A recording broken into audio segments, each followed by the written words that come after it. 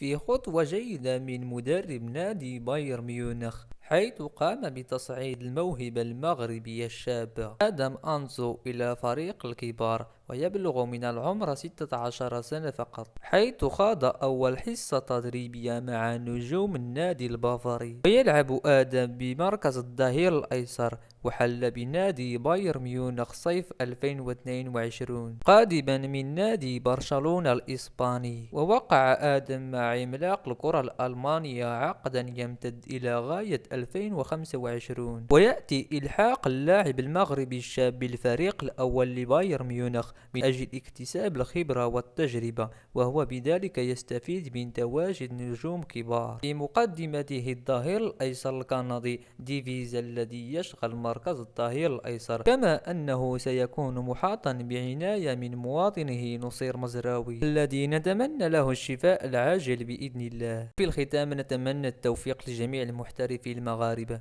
في أمان الله ومع السلامة.